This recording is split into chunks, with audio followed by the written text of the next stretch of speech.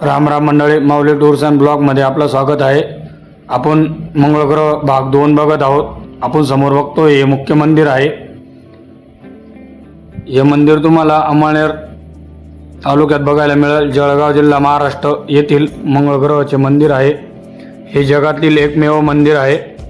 मूर्ती स्वरूपातील स्वयंभू मंगळग्रह असलेलं मंदिर आहे, जिथे मंगळ दोषापासून मुक्ती मिळवण्यासाठी भाविक दर्शनासाठी येतात. आपण समोर बघतोय स्वयंभू मंगळ ग्रहाचे मंदिर. दर्शन घेताना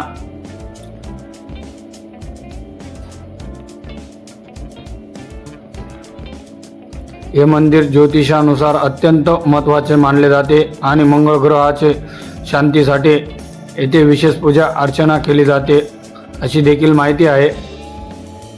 आपण दर्शन करून मंदिराच्या बाहेर जाताना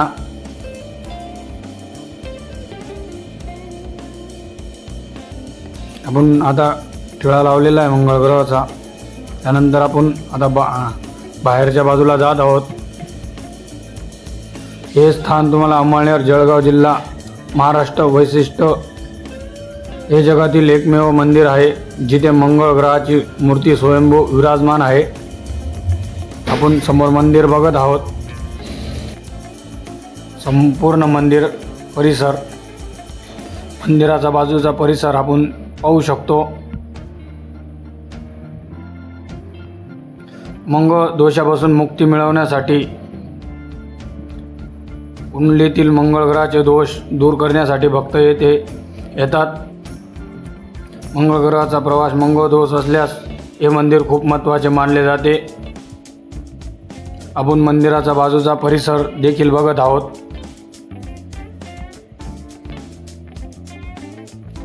पूजा अर्चना येथील मंगळ ग्रहाच्या शांतीस विशेष पूजा केली जाते. हे एकमेव मंगळ ग्रहाची मूर्ती असलेलं दुर्मिळ मंदिर आहे. त्यानंतर आपण मंदिर परिसर बघत आहोत. समोर छान असं हे मंदिर आहे मंगळ ग्रहाचं.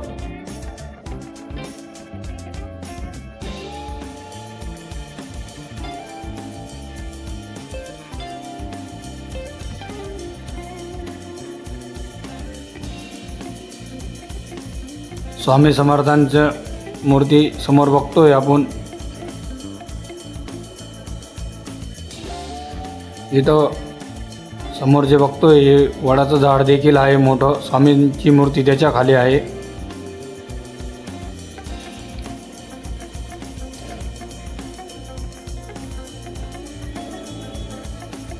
आपण संपूर्ण असा मंगळ ग्रहाचा परिसर बघतोय. ही समोर शनी महाराजांची मूर्ती.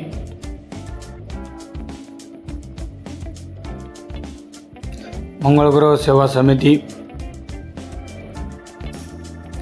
मंगळवार असल्यामुळं मोठ्या प्रमाणात भाविक आलेले होते दर्शनासाठी.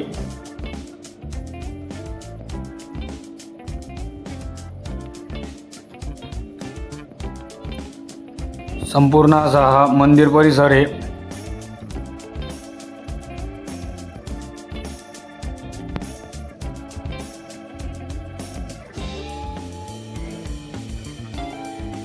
आपण समोर बघतोय हे मंगळ ग्रहाचं मुख्य मंदिर आहे. आपण समोर पाहत आहात विश्वातील एकमेव कुंडली दत्त भगवान मंदिर. समोर आपण दत्त महाराजांची मूर्ती बघत आहोत.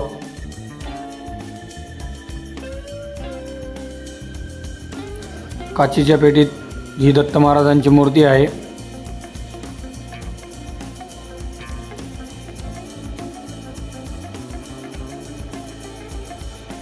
त्यानंतर आपण संपूर्ण असं हे मंगळ ग्रहाचं परिसर पाहत आहोत.